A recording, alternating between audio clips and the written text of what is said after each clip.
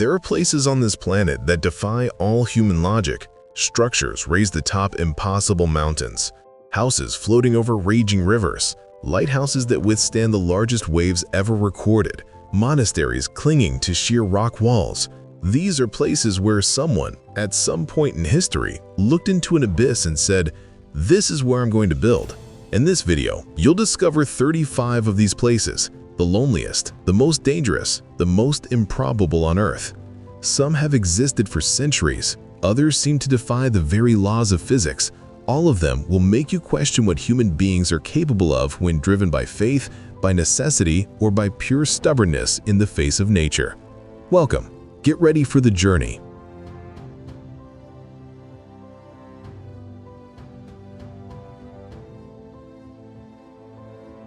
Imagine waking up every day knowing the sea could swallow you at any moment. Jument Lighthouse sits just a few kilometers off the coast of Brittany in northwestern France and has been called one of the most dangerous jobs in the world. Built on an isolated rock in the middle of the Atlantic, it faces some of the most violent storms in Europe. The waves that crash against its base often exceed 20 meters in height. But what cemented Jument in the public imagination was a photograph. In December 1989, during one of the worst storms ever recorded in the region, photographer Jean Guichard flew over the lighthouse by helicopter. At that exact moment, lighthouse keeper Theodore Milgorn opened the door to see the helicopter, and a colossal wave came straight at him. The photo Guichard captured seconds later shows the structure completely swallowed by water. Theodore survived by mere inches.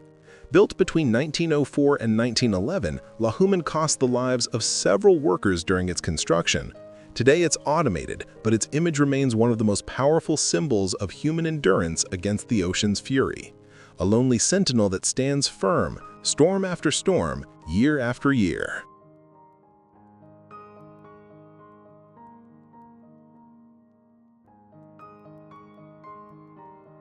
There's a metal structure bolted onto a cliff face in the Italian Dolomites, over 2,700 meters above sea level, that looks as if it were screwed directly into the rock by some supernatural force. The Bivacco Buffa di Perero is considered by many to be the loneliest and most improbable structure in all of Europe. Small, cylindrical, made of metal, it clings to the mountainside as though it were part of it. There's no road, no easy trail. Reaching it demands technical climbing in conditions that can change within minutes. The story behind its name is just as dramatic as its location. The structure was named in honor of Colonel Carlo Buffa di Perero, commander of the Italian Alpine Regiment who died during World War I, and it was originally built in 1915 in the middle of the conflict by the very soldiers who needed shelter in the freezing mountains. Inside, it fits just over a dozen people. There are mats, blankets, and the bare essentials to survive a night at extreme altitude. No electricity, no central heating, just the wind outside and the heavy silence of the surrounding mountains. For the climbers who manage to reach it, it's one of the rarest privileges nature can offer.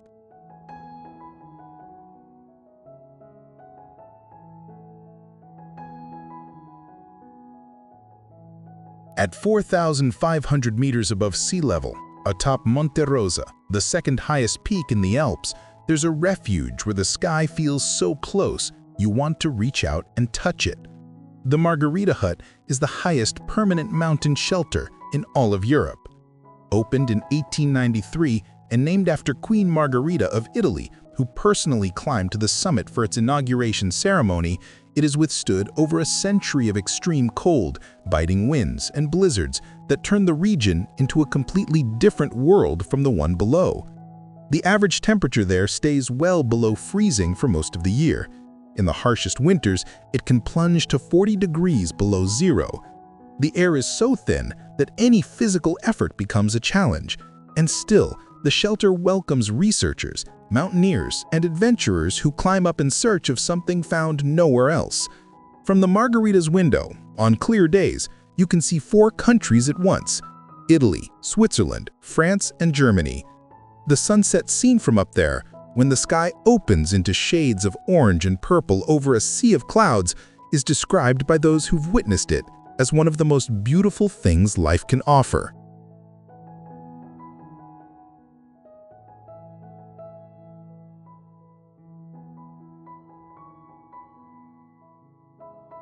At over 3,500 meters above sea level in the heart of the Swiss Alps, there's a structure that looks as if it were placed there by mistake or by genius.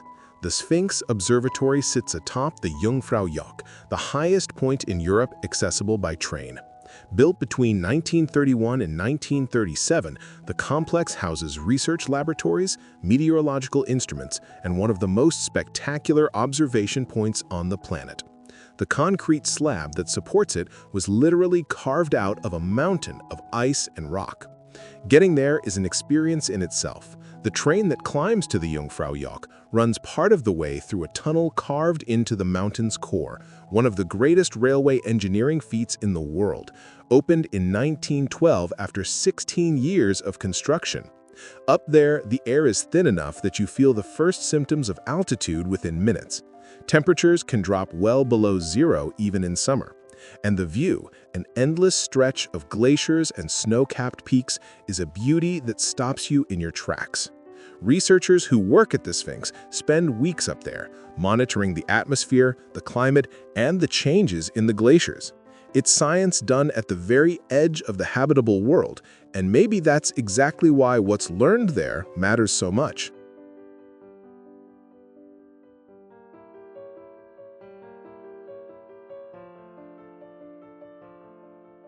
In central Greece, there's a landscape that looks as if it were lifted straight out of a dream.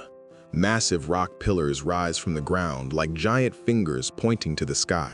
And atop some of them, as if defying gravity itself, stand monasteries that have endured for centuries.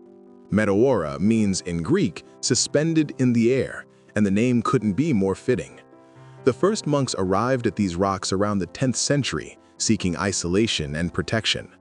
Over time, the monasteries grew, built piece by piece with materials hoisted up from the ground by baskets and nets, since no other means of transport was possible. At its peak, there were 24 active monasteries atop these formations. Today, 6 remain in operation and hold UNESCO World Heritage status. Monastic communities still live there, among golden icons, medieval frescoes, and the sound of bells echoing through the valley. For modern-day tourists, staircases carved into the rock and suspended bridges make access possible. But just a few centuries ago, entering Meteora meant being hoisted up in a rope net, depending, quite literally, on the faith and strength of whoever was on the other end. Few places in the world combine natural beauty and human history so dramatically and so unforgettably.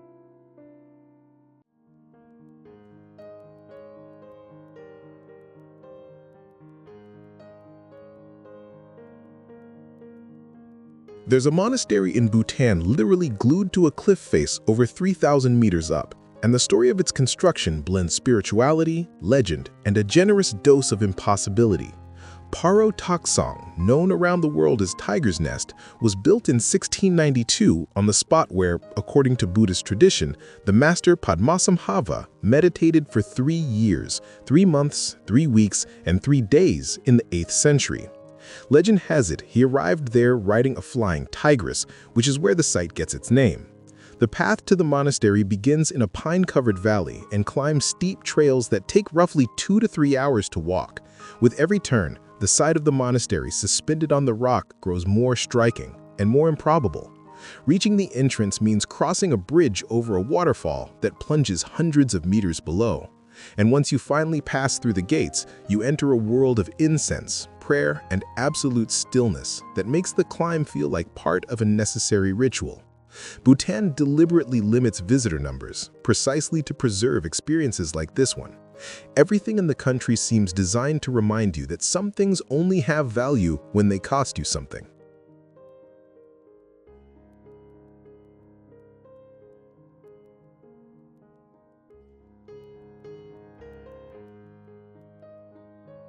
In the rainforest of Papua, on Indonesia's easternmost edge, there's a people who for centuries have built their homes where no home should be, at the top of trees, 30, 40, sometimes 50 meters up.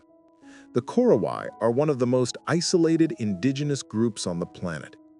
Living in one of the densest, most remote forests on Earth, they developed over generations an architecture that is both a feat of engineering and a form of protection.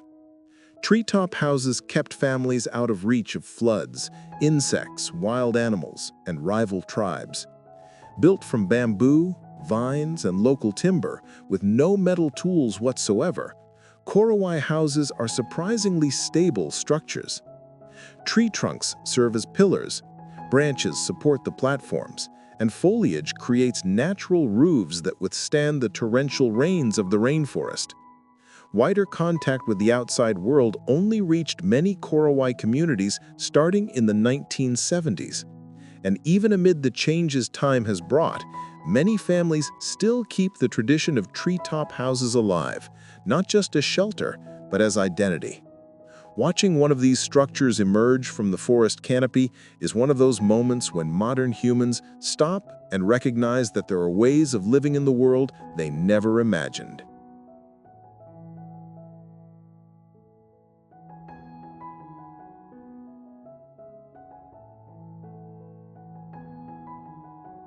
There is an island in northwestern France that looks as if it were torn straight from a medieval tale and dropped into the real world by mistake.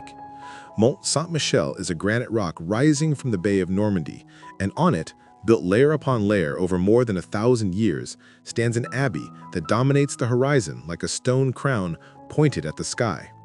The tide in the region is one of the most dramatic in Europe. Twice a day, the ocean surges and retreats for kilometers, and for centuries, this dynamic turned Mont Saint-Michel into a truly isolated island for part of the day, accessible only to those who knew the safe paths through the sandbanks. Pilgrims who lost their way could be swallowed by the incoming tide, which, according to historical accounts, moved at the speed of a galloping horse. The abbey at the top was founded in the 8th century after Bishop Albert of Avranches claimed to have received a dream commanding him by the Archangel Michael to build a sanctuary there. Over the following centuries, monks, architects, and pilgrims kept stacking stones, arches, and towers onto the rock, creating one of the most complex and impressive architectural works of the Middle Ages. Today, Mont Saint-Michel receives over 3 million visitors a year, but when fog covers the bay and the abbey's lights come on against the dark sky, it's impossible not to feel you're looking at something that belongs to another time.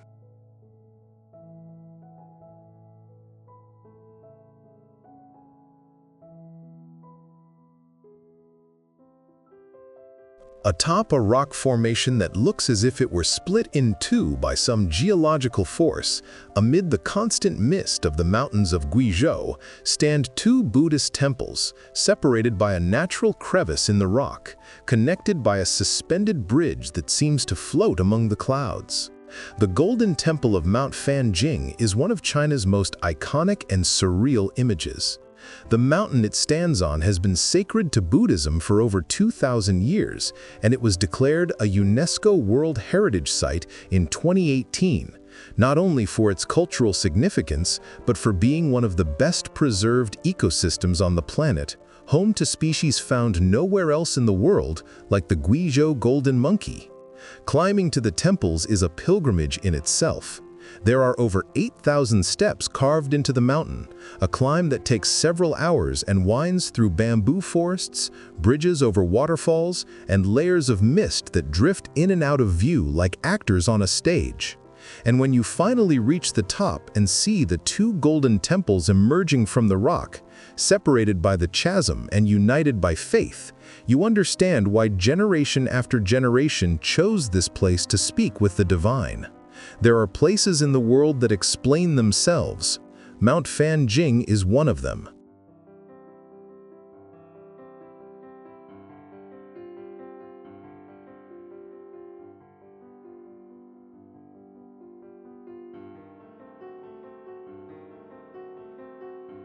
In the middle of the Drina River, which cuts along the border between Serbia and Bosnia with a quiet but relentless force, there's a rock.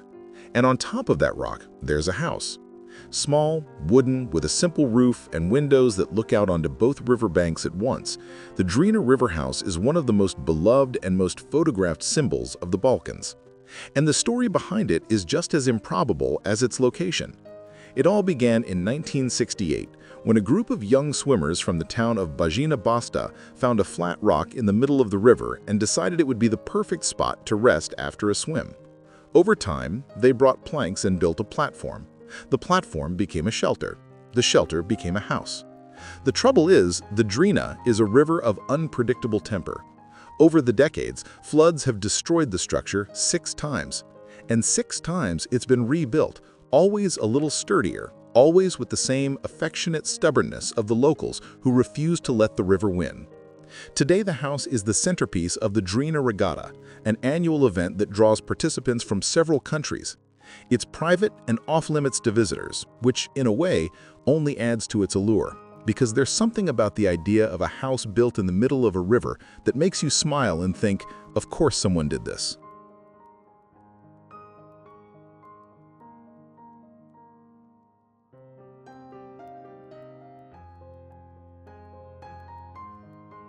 There's a place in the French Alps where the sky feels closer than civilization, and where spending one night can change the way you see the world.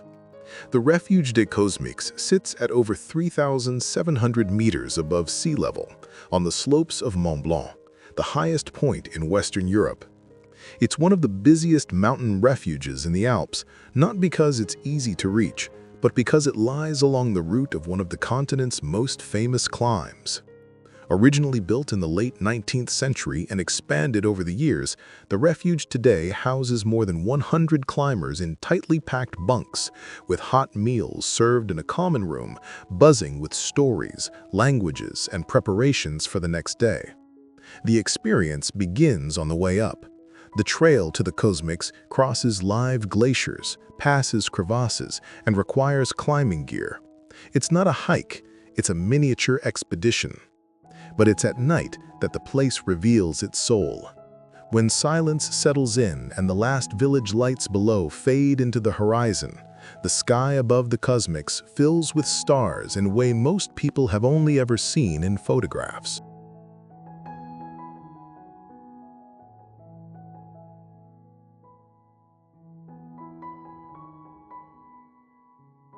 In the Imereti region of western Georgia, there's a limestone column that rises 40 meters above the surrounding valley, and atop it, as if someone had placed it there just to prove it was possible, stands a small 13th century church.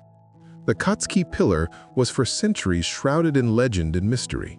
Locals called the place God's throne, and for a long time, the rock was considered inaccessible to any human being.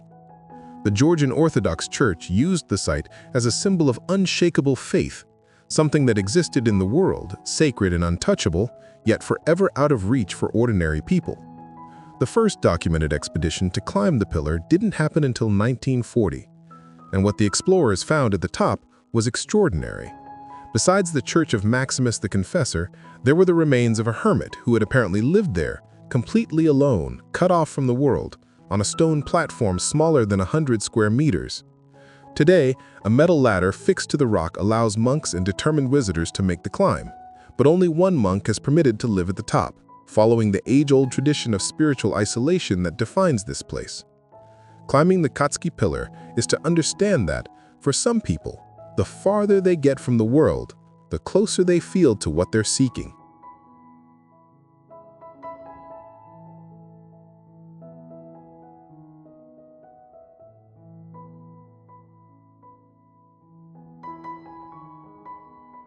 On the island of Amorgos, in the heart of the Greek Aegean, there's a monastery that wasn't built on a rock, it was built inside one. The Panagia Chozoviotissa monastery seems to sprout directly from the wall of a cliff that plunges in an almost vertical line down to the sea. The narrow white structure fits into a natural fissure in the rock with a precision that seems planned by forces beyond human engineering.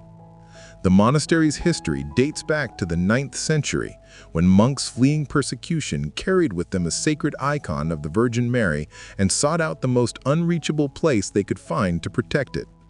The cliff face of Amorgos, with its stunning view over the blue Aegean Sea 300 meters below, was the answer they found. To enter, you must climb 300 uneven steps carved into the rock.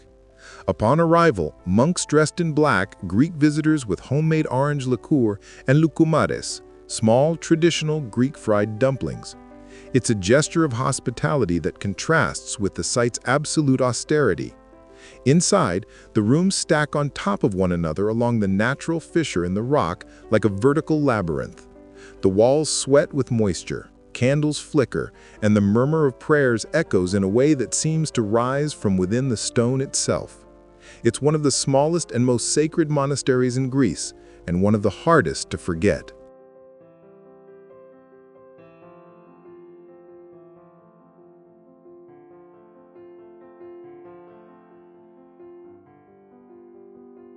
In the Thames estuary, a few kilometers off the English coast, a series of strange, rusted metal structures rise from the sea, looking like characters out of a science fiction novel written in the 1940s, because, in a way, that's exactly what they are. The mound-cell forts were built during World War II as anti-aircraft defense platforms. Designed by engineer Guy Maunsell, they consist of metal towers on steel legs, connected by walkways, erected directly over the sea to protect London from German air raids and the submarines that threatened supply routes across the English Channel. Each fort housed a small garrison of soldiers who lived and worked on those platforms, isolated from the world, surrounded by the sea, tasked with protecting a city they could barely see on the horizon. After the war, the forts were gradually abandoned. But instead of being demolished, they simply stayed there, slowly rusting, corroded by salt and time, but still standing. In the 1960s, some were occupied by pirate radio stations broadcasting pop music to England. One even declared itself an independent micronation, the Principality of Sealand, which still exists today. Seen from a distance at dusk, the Maunsell forts look like mechanical creatures emerging from the Thames. They're one of the strangest and most fascinating sights the British coast has to offer.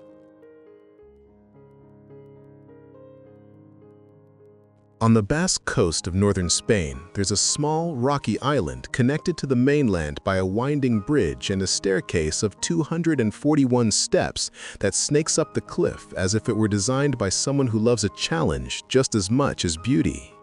At the top stands a hermitage dedicated to St. John the Baptist.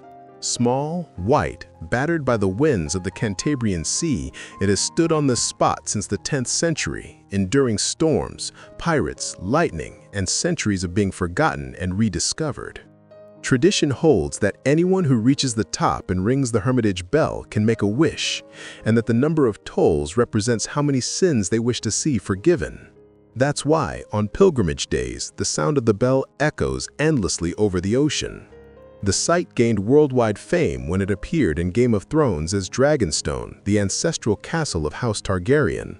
But those who visit Gaztelugatxe discover that no television production can fully capture what it's like to be there. The smell of the sea, the wind that asks for no permission, the feeling of standing at the edge between the inhabited world and something much greater. Climbing the uneven steps, with the ocean below and the sky above, is one of the simplest and most powerful experiences Spain has to offer to anyone who arrives with open eyes. In the Negev Desert, in Israel, an isolated rock plateau rises above the Dead Sea with a silent majesty steeped in history. Atop it, more than 400 meters above sea level, lie the ruins of one of the most dramatic fortresses of antiquity. Masada was built by King Herod the Great in the 1st century BCE as a palace, a refuge, and a display of power. With walls 6 meters thick, palaces decorated with mosaics, heated pools, and a sophisticated water storage system capable of sustaining thousands of people for years, Masada was a city suspended in the air, surrounded by desert on all sides. But what turned Masada into an eternal symbol was what happened there in 73 CE. A group of roughly 960 Jews, the Sicarii, fled the destruction of Jerusalem and took refuge atop the rock.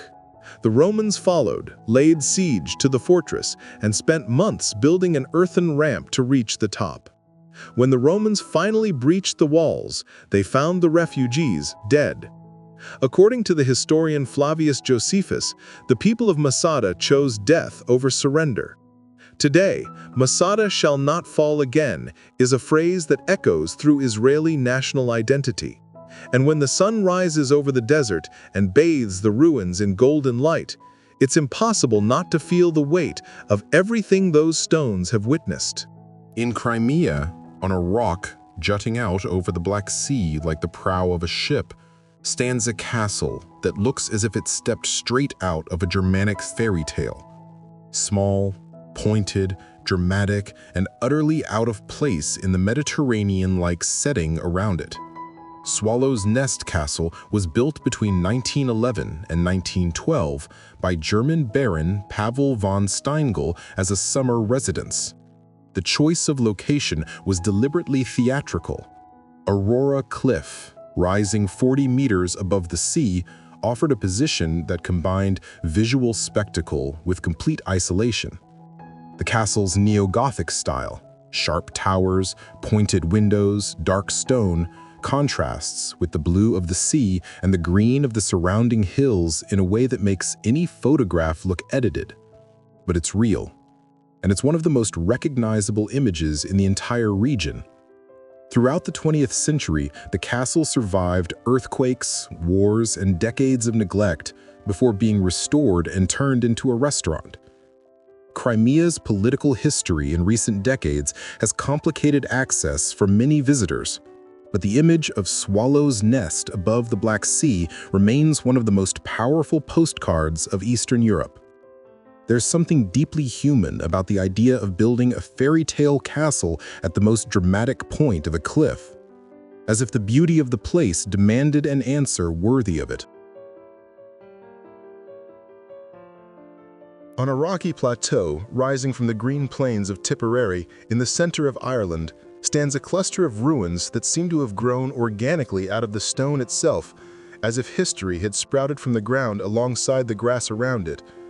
The Rock of Cashel was for centuries the center of political and spiritual power in Ireland.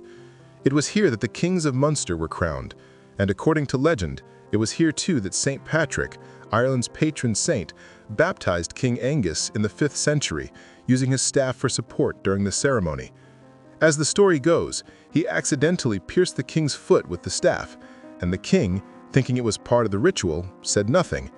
The Gothic cathedral, the 28-meter round tower, Cormac's chapel with its Romanesque arches, and the cemeteries surrounding it, all combine to form a site with the rare power to make time seem to disappear. When the Irish mist wraps around the Rock of Cashel, and it does so often, the place transforms into something that seems to belong to the past and the present at once. The stones blackened by centuries, the crows nesting in the towers, the smell of wet earth, everything contributes to an atmosphere no historical reconstruction could ever replicate. It's Ireland in a single image.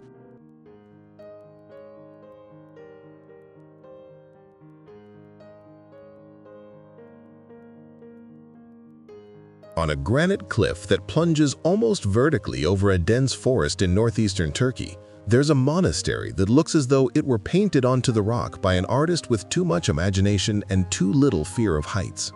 Saint-Michel Monastery was founded by Greek monks in the 4th century according to tradition, after 2 Athenians had a vision of the archangel Michael pointing to that very cliff as a sacred site.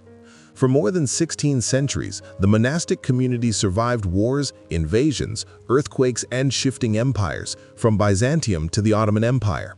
The complex grows directly out of the rock. It's impossible to tell where the mountain ends and the monastery begins. Inside, a series of chapels, cells, kitchens, and libraries stack up in a vertical labyrinth, decorated with 14th century frescoes depicting biblical scenes with striking vividness given the conditions under which they were created.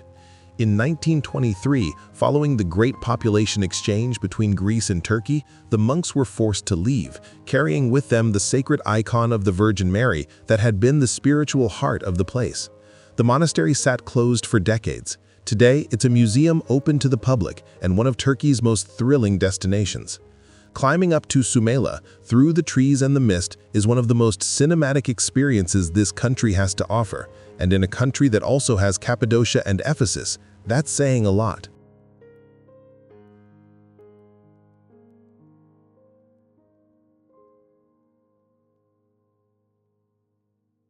In the Carpathian Mountains in central Romania, a ruined castle hangs atop a cliff as if the mountain were holding it up by its last remaining bricks, and the story of who lived there is dark enough to justify every stone that's fallen. Ponieri Castle was the favorite fortress of Vlad III, the Romanian prince who inspired Bram Stoker's Count Dracula, not because he was a vampire, but because what he actually did was arguably more disturbing than any fiction. Vlad the Impaler, as he came to be known, was the ruler of Wallachia in the 15th century. His reputation for cruelty toward his enemies, particularly the invading Ottomans, was used both as a political tool of terror and as an object of morbid fascination throughout medieval Europe. The castle itself was partly built by Ottoman prisoners forced to carry stones up the mountain. To reach the ruins today, you have to climb 1,480 steps cut into the hillside, a climb that demands stamina and that, on autumn afternoons, when the mist begins to settle over the pines, creates an atmosphere that puts the imagination into overdrive. Up there, the ruins aren't imposing, they're fragmented, almost humble. But the view of the Argeș River below and the mountains beyond has an austere beauty that explains exactly why Vlad wanted this place and no other.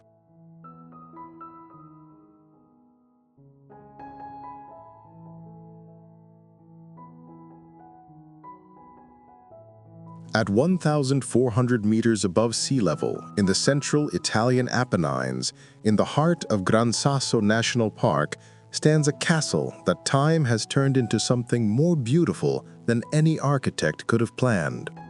Rocca Calascio is one of the highest medieval fortresses in Italy and one of the most photographed. But what makes it special isn't its stone walls or its four circular corner towers. It's the way it exists in the world, solitary, partly in ruins, surrounded by a mountain landscape that looks like it belongs in a 15th century painting. Built around the 10th century as a watchtower to control the routes between the Adriatic coast and the interior of the peninsula, Rocca Calascio once had an entire village on its slopes. A devastating earthquake in 1703 destroyed much of the structure and forced residents to abandon the site. What remained were the ruins, the wind, and a beauty that abandonment only deepened. Hollywood discovered the place in the decades that followed. The castle appeared in the 1985 film Ladyhawke and in several Italian productions, drawn precisely by the site's ability to feel both real and otherworldly at once. Today, a small inn in the village below welcomes visitors who hike up to the ruins on foot, and the sunset over the Apennines, seen from up there, is the kind of thing that makes the climb worth it regardless of anything else.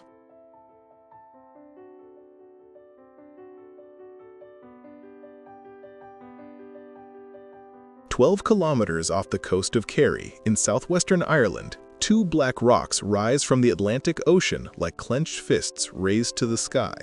The larger of the two, Skellig Michael, holds at its summit one of the most extraordinary and best-preserved sites of early Christianity. Skellig Michael Monastery was founded by Irish monks around the 6th or 7th century, at a time when extreme isolation was considered the ideal condition for a life of contemplation. To reach the top of the rock, they carved 610 uneven stone steps directly into the cliffside with no railing, the ocean crashing hundreds of meters below. At the summit, they built 6 beehive-shaped cells, constructed entirely of dry stone without mortar, using a layering technique that lets the structure support itself and drain rainwater at the same time. These cells are over 1,000 years old and still stand perfectly intact. The monks lived on Skellig Michael for centuries, farming what they could, fishing when the sea allowed, copying manuscripts, and preserving knowledge that the rest of Europe was losing during the Dark Ages. The world rediscovered Skellig Michael when it was chosen as the setting for the Jedi Temple in Star Wars, and the choice makes perfect sense. It's the kind of place that seems to exist outside of time, sacred, austere, impossible, and absolutely real.